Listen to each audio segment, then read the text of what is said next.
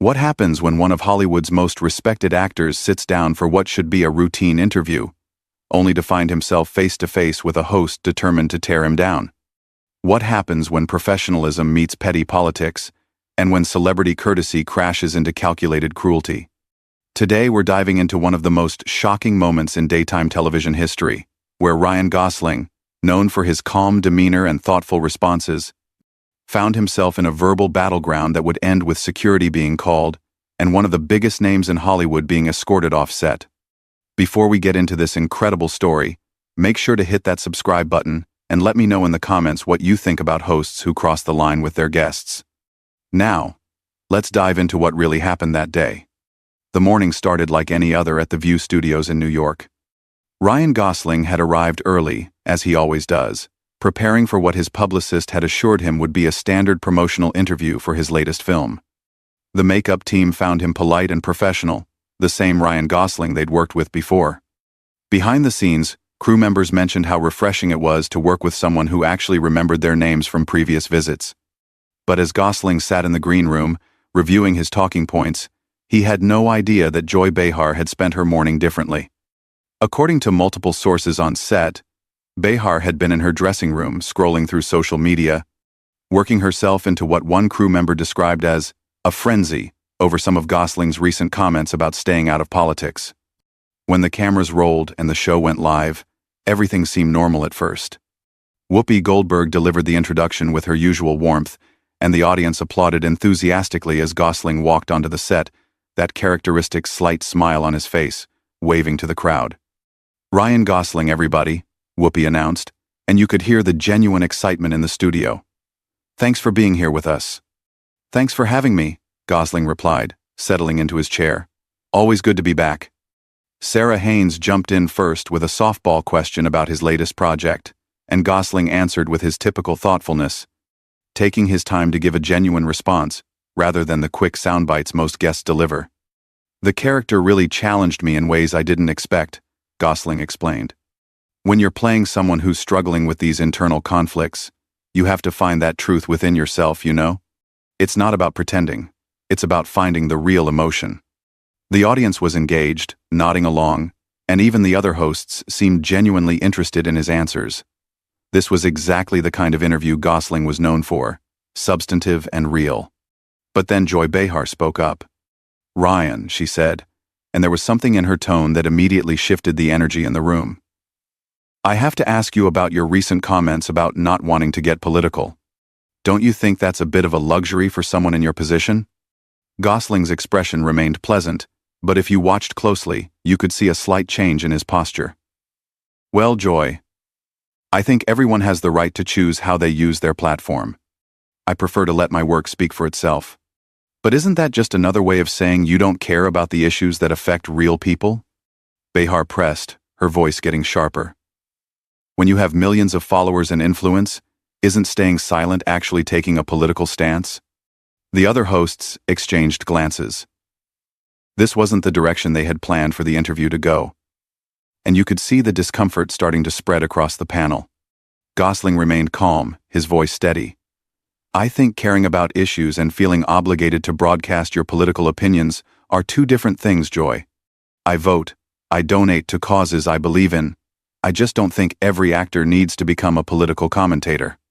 "So you're saying actors shouldn't use their platforms to help people understand important issues?" Behar shot back, leaning forward aggressively. "That sounds pretty selfish to me." The audience was starting to murmur. This wasn't the friendly celebrity chat they had expected, and you could feel the tension building in the studio.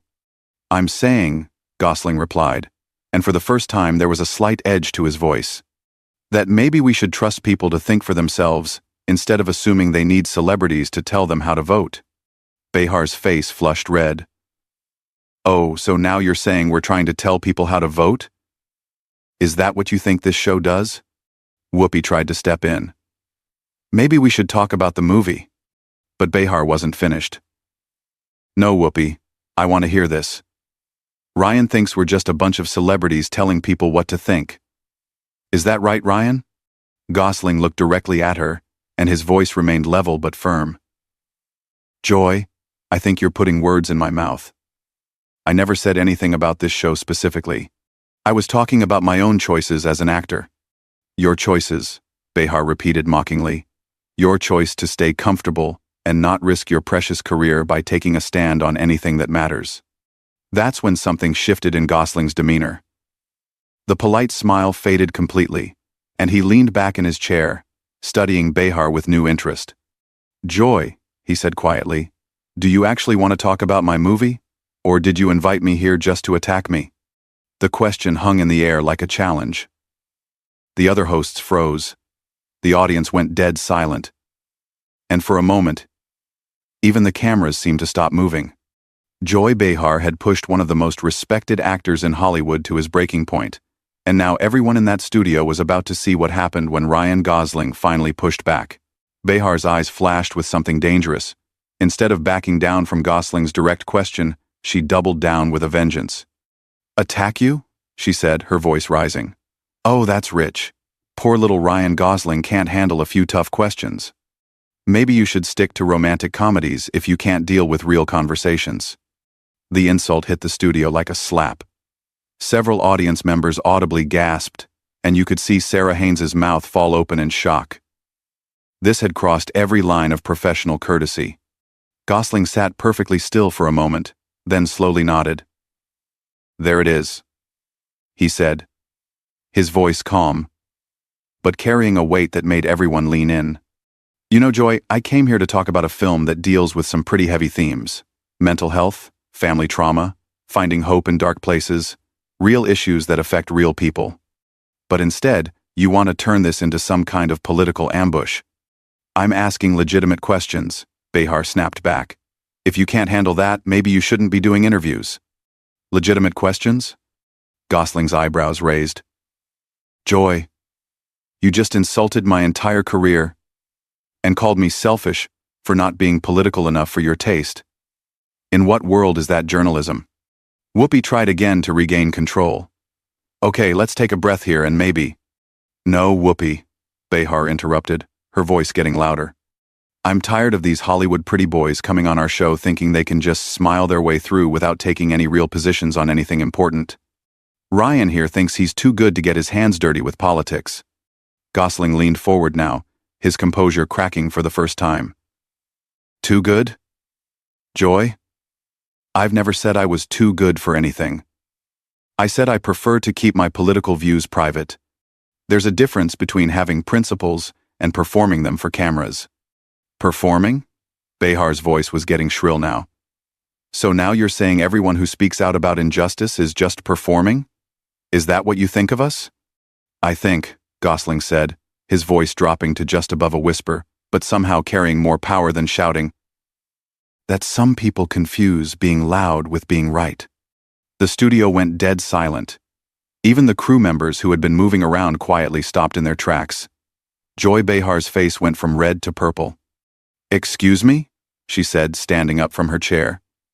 Did you just call me loud? Gosling remained seated, perfectly calm. I said some people confuse being loud with being right. If you think that applies to you, well, that's between you and your conscience. My conscience? Behar was practically shouting now. My conscience is just fine, thank you very much. I sleep well at night knowing I use my platform to fight for people who don't have a voice. And I respect that, Gosling replied evenly. But respect works both ways, Joy. You can fight for your causes without attacking people who choose to fight for theirs differently. Behar slammed her palm down on the table, making everyone jump. Different? Different is one thing. Cowardice is another. That did it. For the first time since the interview began, Ryan Gosling's famous composure completely shattered. He stood up slowly, his face hardening into an expression none of the hosts had ever seen before.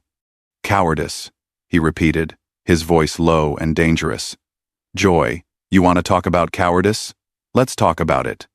You invited me here under the pretense of discussing my work, then ambushed me with political attacks because you disagree with my personal choices. You've insulted my character, my career, and now my integrity. And you call that brave?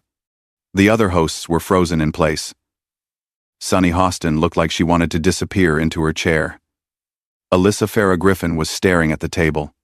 This had gone so far beyond a normal interview that nobody knew how to respond. "I call that holding you accountable," Behar shot back, but for the first time there was uncertainty in her voice. "Accountable for what?" Gosling demanded. "For choosing not to turn every interview into a political rally? For believing that maybe, just maybe, people can watch a movie without needing to know exactly how the lead actor votes? For using your privilege to stay comfortable while the rest of us do the heavy lifting," Behar replied, but the fire was going out of her voice, as she seemed to realize how far this had escalated.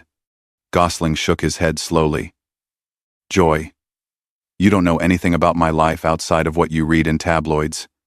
You don't know what causes I support privately, what conversations I have with my family, what I teach my kids about right and wrong. You've decided that because I don't perform my politics for your entertainment, I must not have any principles at all. That's not what Behar started, but Gosling wasn't finished. "And you know what the really sad part is?" he continued, his voice gaining strength. "We probably agree on most things. But instead of having a conversation, instead of trying to understand why someone might choose a different approach than yours, you decided to make me your enemy. You turned what could have been a meaningful discussion into a public humiliation attempt." The camera operators were getting signals from the control room, but nobody knew whether to keep rolling or cut away. This was unprecedented television, but it was also completely out of control. Behar seemed to realize she had lost the room completely. The audience, which had been murmuring disapprovingly at her behavior, was now openly uncomfortable. Even her fellow hosts were distancing themselves, their body language screaming their desire to be anywhere else. "I was just trying to," she began weakly. "You were trying to score points," Gosling cut her off. "You were trying to make yourself look tough and principled by tearing down someone who wasn't even fighting back. Until now." He started walking toward the edge of the set, then turned back to face her. "You know what, Joy? You want to talk about using platforms responsibly? Maybe start by using yours to build people up instead of tearing them down. Maybe try having conversations instead of conducting interrogations. Maybe remember that the people you're talking to are human beings, not political props." Behar's face was now a mix of anger and something that looked suspiciously like shame. "You can't talk to me like that," she said, but there was no conviction left in her voice. "Actually," Gosling replied, "I think I just did." The silence that followed was deafening. For a moment, it seemed like the entire studio had forgotten how to breathe. Then Joy Behar's face twisted into something ugly, and she turned toward the wings of the set. "Get him out of here," she called out, her voice cracking with rage. "Security! Get him off my stage!" Gosling stood there, completely calm now, watching her with what could only be described as pity. "Your stage?" he said quietly.